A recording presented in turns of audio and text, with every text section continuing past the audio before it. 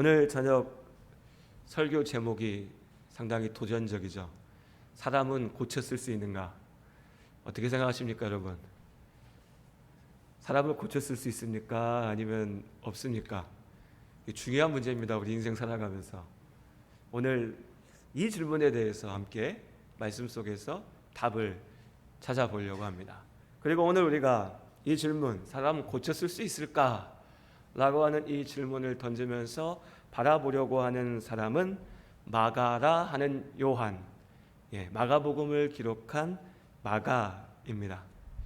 이 마가는 마가 요한이라고 불리는데, 마가는 로마식 이름이고요. 그러니까 그 당시로 치면 공용어였던 로마 라틴어 이름, 요즘으로 치면 영어 이름 이 정도 될까요? 그렇게 될 수 있을 거고, 요한이 히브리식 이름, 그러니까 원래 이 사람의 이름은 집에서는, 동네에서는 요한이라고 불렀는데 그가 이후에 마가라고 하는 이름으로 불려졌던 것 같습니다. 이 마가라 하는 요한, 어떤 사람인가 한마디로 얘기하면요, 금수저였습니다. 요새 말로 딱 금수저. 집안도 꽤나 부유하고 잘 사는 금수저였고, 그리고 무엇보다 신앙 안에 있어서 정말 명문이라고 불리기에 부족함이 없는 그런 집안 출신이었습니다. 사도행전 12장 12절의 말씀에 보면 마가의 어머니 마리아의 집 다락방이라고 하는 표현이 등장합니다. 이야기는 우리가 이미 이전에 나누었던 그 사건의 뒤에 이어지는 말씀입니다. 사도 야고보 기억하시죠? 예수님의 제자 야고보, 가장 먼저 순교하였던 그 야고보요. 야고보가 순교한 이후에 이제 헤롯 왕이 다시 한번 예수님의 제자들 가운데서 교회를 핍박하기 위하여서 베드로를 붙잡았습니다. 베드로가 감옥에 붙잡혀 있을 때에 그 베드로를 위하여서 교회가, 믿음의 사람들이 함께 하나님 앞에 기도했죠. 그런데 사도행전 12장의 말씀에 보면 그 교회가, 믿음의 사람들이 함께 모여서 기도했던 자리가 어디냐라고 얘기할 때 바로 마가의 어머니 마리아, 우리가 익숙하게 아는 예수님의 어머니 마리아나 막달라 마리아가 아니라 또 다른 마리아죠. 성경에 참 많은 마리아가 등장합니다. 그 마리아의 집 다락방, 거기에 모여서 기도하였다라고 기록되어져 있습니다. 성경을 좀 앞으로 거슬러 올라가서 우리가 아는 그 마가의 다락방, 마가의 집 다락방이 언제부터 시작됐나라고 가만히 살펴보면 마가복음 14장 15절 말씀에 예수님께서 이제 예루살렘에 들어가셔서 마지막 일주일, 당신의 삶에, 이 땅에서의 하시는 그 구원의 일에 마지막 일주일을 보내시면서 특히 붙잡히셔서 십자가에 달리시기 전날 밤, 우리가 알고 있는 것처럼 제자들과 함께 식사하셨죠. 그 식사의 자리를 찾으실 때에 제자들이 우리가 성에 들어가서 어디서 함께 모여서 먹을 수 있습니까? 라고 할 때 예수님께서 우리가 가서 함께 할 수 있는 다락방이 준비되어 있을 거다라고 말씀하십니다. 정확하게 마가의 집 혹은 마리아의 집 다락방이라고 표현되어져 있지는 않지만 많은 성경학자들이, 또 신학자들이 이 예수님께서 제자들과 마지막 밤을 보내셨던 그 자리가 또한 마가의 어머니 마리아의 집 다락방이었을 것이라고 생각합니다. 그리고 성령이, 오순절 성령이 이 땅에 오시기를 기다리며 120여 명의 예수님의 제자들이 함께 모여 기도했던 자리도 역시 마가의 집 다락방이었죠. 그러니까 이 마가의 집은 최초의 첫 교회였던 겁니다. 믿음의 사람들이 함께 모여서 기도하던 자리, 어쩌면 예수님께서도 그 자리에 머무르시며 제자들과 함께 하셨던 그 자리가 바로 마가의 집이었던 거죠. 또 다른 중요한 초대교회의 지도자가 마가와의 관계 속에서 등장합니다. 골로새서 4장 10절의 말씀에 보면 바나바, 여러분 바나바 기억하십니까? 초대교회의 중요한 지도자였죠. 바울과 함께 복음을 전도하였던 전도자, 선교사 바나바. 그 바나바가 이 마가 요한과 생질 관계였다. 그러니까 성경의 표현으로 보면 바나바가 마가의 삼촌이었다, 혹은 번역에 따라서 사촌 관계였다라고 얘기하기도 하는데 그게 중요한 건 아니고 어쨌든 바나바와 마가가 아주 가까운 친척, 한 집안 식구였던 겁니다. 결론적으로 정리해 보면 마가는 어릴 적부터 예수님을 직간접적으로 경험하며 예수님과 예수님의 제자들, 특별히 초대교회가 그의 집에서부터 시작되어졌고 예루살렘의 성령의 역사와 복음이 전도되고 전파되어가는 그 모든 가운데 가장 성령의 은혜가 뜨겁게 일어나는 그 한가운데 중심에 살고 자라났던 겁니다. 그 믿음의 집안에서 자라나며 예수 그리스도에 대한 믿음을 가졌고 믿음의 사람으로 자라났던 것이었죠. 그리고 이제 이 마가가 이제 본격적으로 믿음의 일꾼으로서 활약할 수 있는 기회가 주어졌습니다. 사도행전 13장에 등장하는 사건입니다. 우리가 흔히 사도 바울의 1차 전도 여행이라고 부르는 바로 그 사건이죠.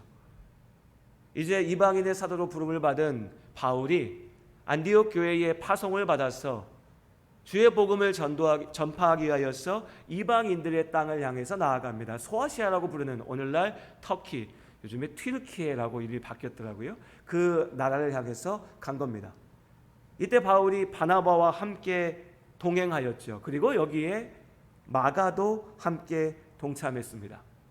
그들이 먼저 갔던 지역은 첫 번째 선교지는 성경에 구브로라고 되어 있는 요즘 말로 키프로스라고 부르는 지역이었습니다. 지중해 가운데 있는 큰 섬이었죠.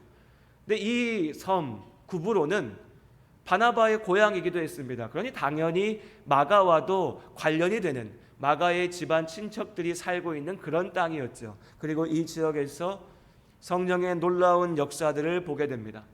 하나님의 역사로 인도하심으로 기적의 사건들이 벌어지게 되고 복음이 전해지고 그 복음의 열매를 보게 되었죠. 아마도 젊은 마가는 그 놀라운 성령의 역사하심을 보면서 가슴에 벅찬 감동을 느끼고 내가 하나님의 사람으로 살기를 잘했구나.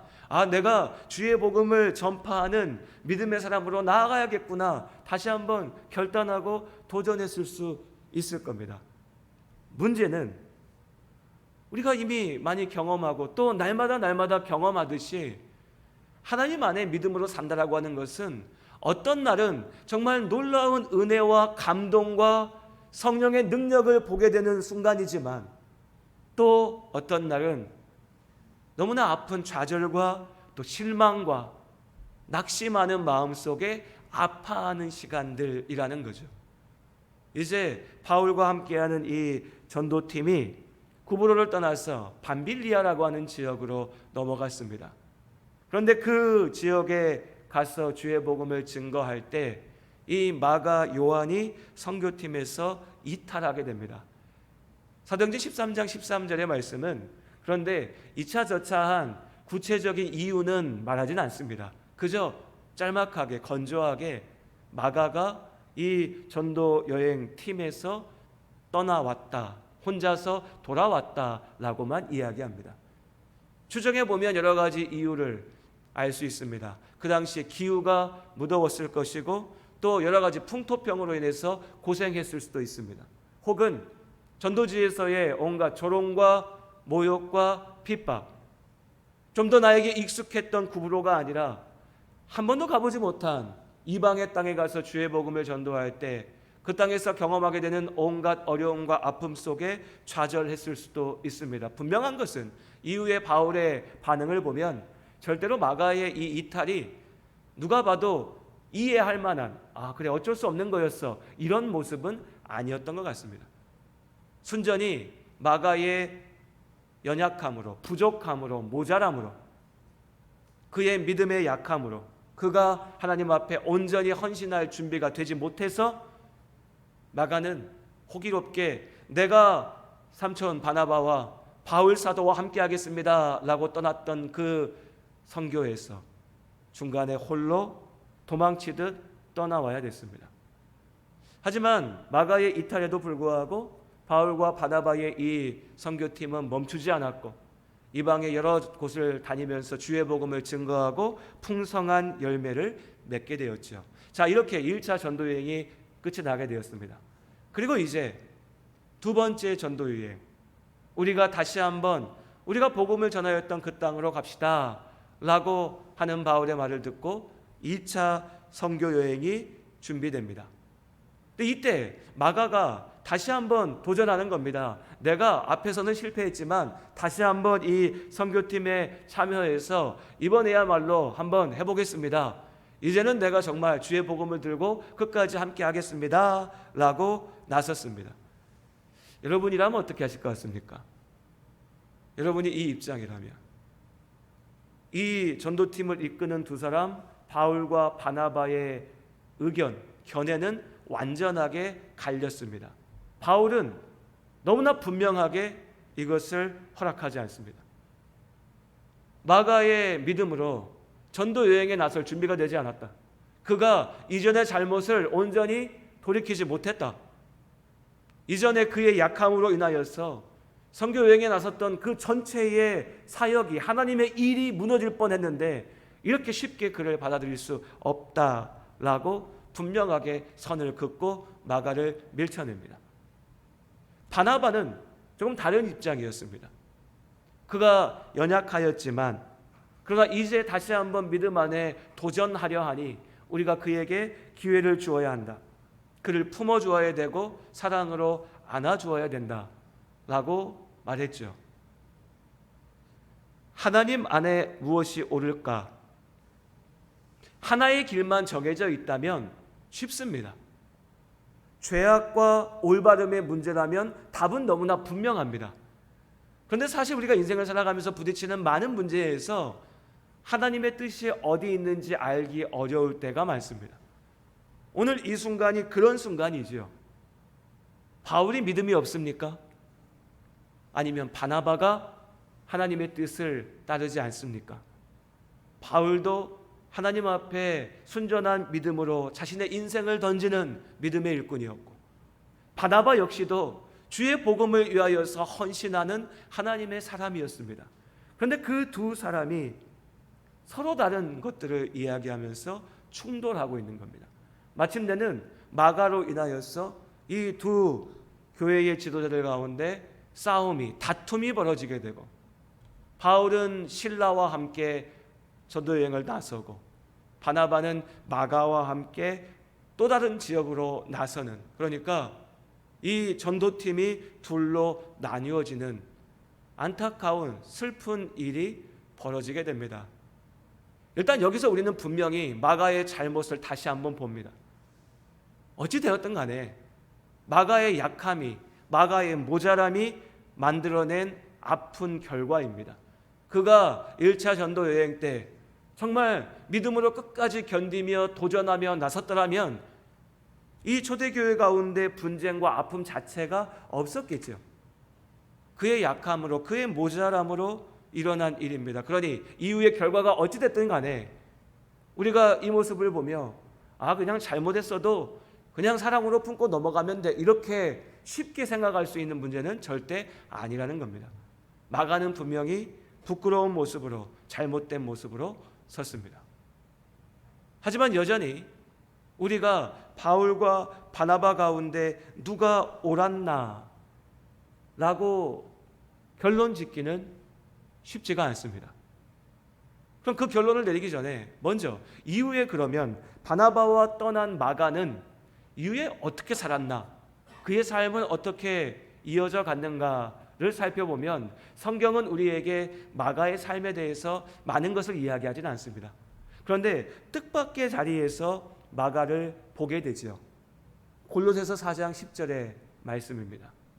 거기에서 사도 바울이 골로새 교회의 성도들에게 안부를 전하면서 무엇라 얘기하냐면, 지금 내가 주의 복음을 증거하다가 감옥에 갇혀 있는데 바나바의 조카인 마가가 나와 함께 이 감옥에 갇혀 있다라고 말합니다. 아주 뜻밖의 자리입니다. 바울 때문에 전도팀에 들어가지 못했고, 바울의 입장에서는 도무지 믿을 수 없는, 자칫 저 마가 때문에 1차 전도여행 하나님의 일이 다 무너져 버릴 법했던, 잘못을 저질렀던 마가입니다. 그런데 그 두 사람이 바울의 입장에서도 받아들이기 어려웠을 거고, 또 마가는 마가대로 어쩌면 상처받았을 수도 있잖아요. 나는 한번 해보려고 하는데 사도 바울이 안 된다 했으니 상처받았을 수도 있는데 이 두 사람이 함께 감옥에 있는 겁니다. 주의 복음을 증거하다가 동역자로서 함께 서 있었던 거지요. 우리가 그 중간의 과정을 다 알 수 없지만 마가는 어느새 믿음의 일꾼으로 초대교회 가운데 주의 복음을 들고 이방인을 향해 나아가 하나님의 일을 이루는, 그리하여서 바울과 바나바와 동역하는 믿음의 사람으로 성장해 있었던 겁니다. 오늘 우리가 읽었던 디모데후서 4장의 말씀도 마찬가지의 것을 이야기하죠. 네가 올 때에 마가를 데리고 오라. 11절 그가 나의 일에 유익하니라. 어느새 마가 요한이 사도 바울에게 든든한 위로가 되는 힘이 되는 동역자가 되어 있는 겁니다. 이전에 선교여행을 다 망쳐버릴 뻔하고 바울에게 그렇게 크게 꾸지람을 듣고 바울과 바나바의 싸움의 이유가 됐던 마가가 이제는 바울에게 위로가 되고 힘이 되는 동역자가 되었던 거지요. 자, 여러분, 그러면 다시 한번 질문을 드려보겠습니다.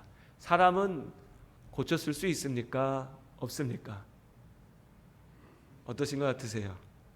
어떤 분들은 처음에 제목을 봤을 때는 사람은 고쳤을 수 없을 거야 라고 생각했는데 마가를 보니까 이것도 고쳤을 수 있나 싶기도 하실 것 같고, 또 어떤 분은 그래 역시 사람은 고쳤을 수 있어 라고 생각하실지도 모르겠습니다.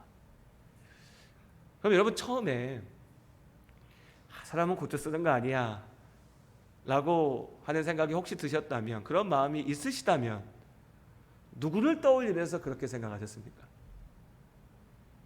10중 8구는 나를 떠올리면서 그렇게 생각하진 않으셨을 겁니다.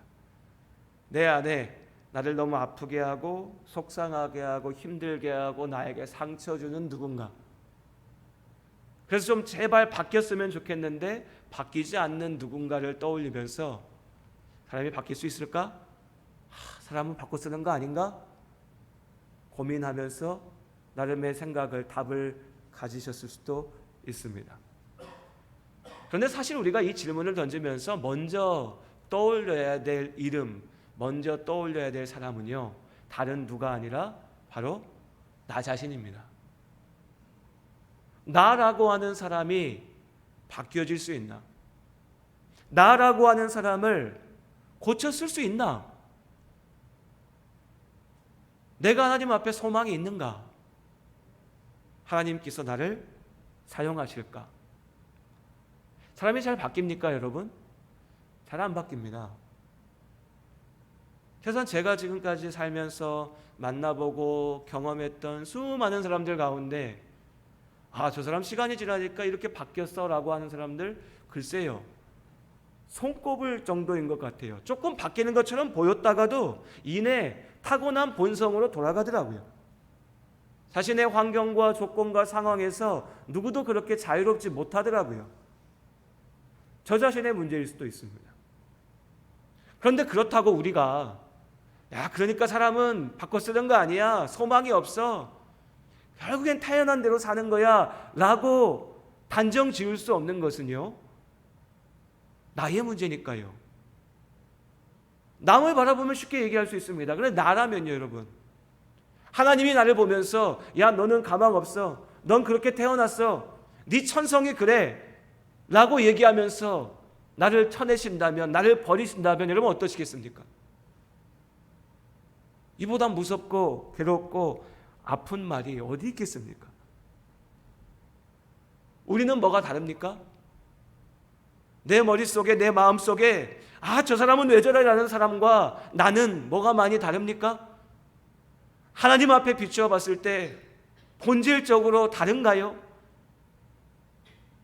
우리도 마찬가지고, 우리도 죄인이고, 우리도 모자라고, 우리도 약하죠. 그런 나를, 그런 우리를 하나님께서 부르셔서 예수 그리스도의 십자가의 복음으로 거듭남의 은혜를 경험하게 하시고, 여전히 타고난 그 천성의 약함으로, 죄악의 모자람으로, 부족함으로, 성령의 은혜 가운데 온전히 다 이기지 못한 나의 그 죄악된 모습들이 순간순간 뛰쳐나오는 이 모자란 나를, 그러나 하나님께서 불쌍히 여기시고 고쳐서 만들어 가시면서 사용하고 계시지 않습니까? 그러니 우리가 이 질문 앞에, 사람이 바뀔 수 있나? 라고 하는 질문 앞에 포기할 수 없는 한 가지, 사람은 진짜 바뀌지 않습니다. 정말로요. 그러나 하나님께서는 하실 수 있습니다 라고 하는 이 고백만은 놓을 수가 없는 겁니다. 하나님께서 그렇게 하셨으니 나를 통하여. 오늘 마가의 모습을 봅니다. 그렇다고 여러분, 마가의 모습을 보니까 바나바가 사랑으로 품었더니 그가 바뀌었습니다, 우리도 사랑으로 품으면 됩니다, 이렇게 가벼운 얘기 드리려고 하는 게 아닙니다. 이건 사실 좀 가벼운 말입니다. 마가는 그렇게 가볍게 바뀌지 않았습니다. 마가는 분명히 자신의 연약함과 모자람을 직시했습니다. 나의 문제가 어디에 있는지 분명히 알았습니다. 성경이 그걸 다 이야기하지 않지만 저는 분명히 확신하건대 마가는 가슴을 치며 애통하며 나의 그 못난 모습, 믿음의 명문가 가운데 있었기에 어릴 적부터 예수를 알고 말씀을 듣고 너무나 편안하게 교회 가운데 지도자의 자리로 나아갔었지만 그 가운데 내가 얼마나 모자랐고 부족하고 하나님의 일을 망칠 뻔했던 죄인인가, 정말 뼈저리게 진실하게 회개하며 깨어졌을 겁니다. 글쎄, 그 증거라고 할 수 있을까라고 하는 한 가지의 모습을 볼 수 있는 게 마가복음 14장에 짧게 등장하는 한 구절인데 우리 같이 한번 읽어볼까요? 마가복음 14장 51절 52절 말씀인데요, 같이 어쩌면 성경에 이런 구절이 있었어? 라고 생각하실 수 있는 그런 사건입니다. 마가복음 14장 51절 52절, 신약성경 81쪽에 있는 말씀, 우리 같이 함께 읽어볼까요? 한 청년이 벗은 몸에 배 혼니부를 두르고 예수를 따라가다가 무리에게 잡히매 배 혼니부를 버리고 벗은 몸으로 도망하니라. 좀 이상한 사건입니다. 예수님께서 붙잡히시던 밤에 있었던 일입니다. 어떤 청년이 말씀 그대로입니다. 예수님 따라다니고 있었는데요, 그런데 예수님께서 막 붙잡혀서 끌려가시니까 대제사장의 군사들이 와서 막 무섭게 위협하며 예수님을 붙잡아 가니까 이 청년이 입고 있었던, 걸치고 있었던 옷도 던져버리고 이게 어디 갔는지도 모를 만큼 정신없이 벗은 몸으로 도망쳐 갔다는 이야기입니다. 우스꽝스러운 얘기죠. 마가복음에만 기록되어져 있는 사건입니다. 도대체 이 이야기가 왜 기록되어져 있을까? 이 청년은 누굴까? 본문만 봐서는 사실 특정해서 알 수는 없습니다. 하지만 우리가 조금 생각해 보면요, 어쩌면, 아마도 분명히 이 청년은 마가였던 것 같습니다. 자신의 이야기인 겁니다. 누가 이 일을, 예수님께서 붙잡히셨던 그때에 정신 나간 것처럼 옷 벗고 도망치는 청년 한 사람의 이야기를 성경에 기록하겠습니까? 마가의 자기 고백 아니었을까요? 자신은 알았을 테니까요. 마태도 누가도 요한도 보지도 못했고 봤어도 기억하지 못할 그런 사건이었지만 마가 자신은 기억하고 있으니까요. 내 일이니까. 예수께서 붙잡히던 그때 두려워하며 무서워하며 다 집어던지고 도망쳤던 이 청년, 의기양양하게 선교 여행에 나섰지만 어려움에 부딪히자 언제 그랬냐는 듯이 도망치듯 떠나버렸던 그 청년. 그러나 이제 하나님의 일꾼으로 내가 예수 앞에 나의 삶을 드립니다 라고 고백하고 그 고백대로 살아냈던 한 사람 마가. 그가 부끄러운 나의 모습을 스스로 고백하는 겁니다. 나는 이렇게 모자란 사람이었고, 나는 이렇게 용기 없는 사람이었고, 나는 이렇게 온전하지 못한 사람이었으나 하나님께서 나를 하나님의 일을 위하여 사용하십니다. 어쩌면 초대교회 전체 성도들 앞에 고백하는 마가의 고백이 아니었을까 싶습니다. 그렇게 그가 나의 약함을 하나님 앞에 온전히 고백하고, 교회 앞에 고백하고, 하나님의 의지, 하나님의 그 능력에만 의지하여 무릎 꿇고 나아갔을 때 하나님께서 그를 하나님의 사람으로 온전하게 사용하신 겁니다. 그리고 이 마가 요한의 진실한 회개를 먼저 기억하고 난 이후에 우리가 다시금 바나바의 그 사랑을 기억합니다. 바나바뿐이었겠습니까? 초대교회의 많은 믿음의 사람들, 사도행전에 기록되어져 있다는 것은 마가가 선교에 나섰다가 도망친 사건이 초대교회 성도들에게 다 소문났다는 겁니다. 저 사람 하나님 일하러 갔다가 도망친 사람이야. 바울과 같은 마음을, 바울만 못된 성격이어서 마가를 밀쳐냈을까요? 아니요. 많은 사람들이 그렇게 생각했을 겁니다. 쟤는 능력이 안 돼, 자질이 안 돼, 쟤는 참 못난 애야. 그런데 그 상황 속에서 또한 마가를 품고 기다리며 기도하며 사랑으로 안아줬던 믿음의 사람들이 또한 있었던 겁니다.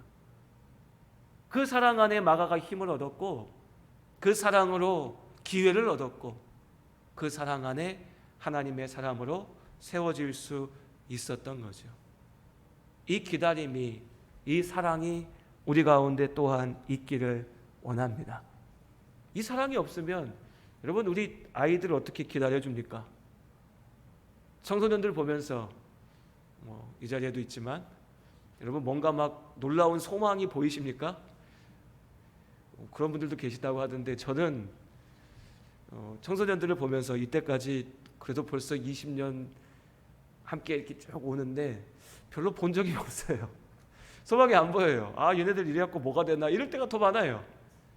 그런데 저 또한 그랬으니, 나도 그런 사람이었으니 소망 보이지 않는 이 아이들 가운데 하나님께서 바꾸시겠구나, 그 하나님을 믿는 겁니다. 아이들을 보면서 보는 게 아니에요. 믿음의 일꾼으로 서 계신 우리 성도님들, 처음부터 그렇게 믿음의 열정으로 교회를 섬기셨습니까?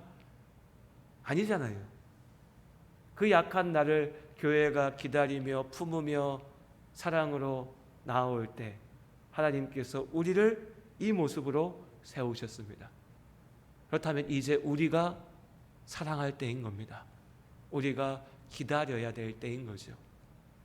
말씀을 정리하며 가만히 생각해 보면요, 바울의 그 엄격함도, 바나바의 그 사랑도 하나님께서는 다 사용하신 겁니다. 바울의 그 엄격함으로 마가가 자신의 죄악을 돌아볼 수 있게 되었고, 연약함을 분명히 보았고, 바나바의 사랑으로 하나님 앞에 계속해서 나아갈 수 있는 힘을 얻은 겁니다. 그리고 그 마가를 통하여 바울과 바나바가 싸웠지만 또 그 마가를 통하여 이 모든 믿음의 일꾼들이 다시 하나가 되었고 하나님의 일을 더욱 풍성하게 이룰 수 있었던 겁니다. 그래서 정답은 모르겠습니다. 내 앞에 정말 지금 너무나 문제가 많고 부족하고 모자란 사람이 있는데 이 사람을 도대체 어떻게 다뤄야 될지 모르겠습니다. 바울과 같은 모습이 필요할 수도 있습니다. 그의 잘못을 분명하게 꾸짖는 것을. 바나바의 사랑이 필요할 수도 있습니다. 기다리며 안아주는 것. 이 두 가지가 다 필요하겠죠. 그가 온전케 되기 위해서는 죄악을 분명히 알아야 될 것이고 나의 약함을 인정해야 될 것이고, 그러나 또한 사랑 가운데 힘을 얻어야 할 테이니, 교회가, 우리의 교회가 필요한 누군가에게 이 엄격함이 되었으면 좋겠고 이 사랑이었으면 좋겠습니다. 여러분의 마음속에 정말 하나님 앞에서 바뀌어야 될 누군가가 있다라고 생각하신다면 그 사람을 바라보면서 내가 어떤 마음으로 서 있는가 하나님 앞에 한번 기도해 보시길 바랍니다. 내가 너무 엄격하지만은 않은가? 혹은 내가 너무 사랑이라는 말 속에 타협하고 있지 않은가? 바울과 바나바의 이 모습들이 어떻게 나를 통하여 혹은 어떻게 저 사람을 향하여 전해질 수 있을지 하나님께서 우리에게 지혜와 용기와 능력을 주시라고 기도하며 나아가는 우리들 또 우리의 교회가 될 수 있기를 원합니다. 기도하시겠습니다.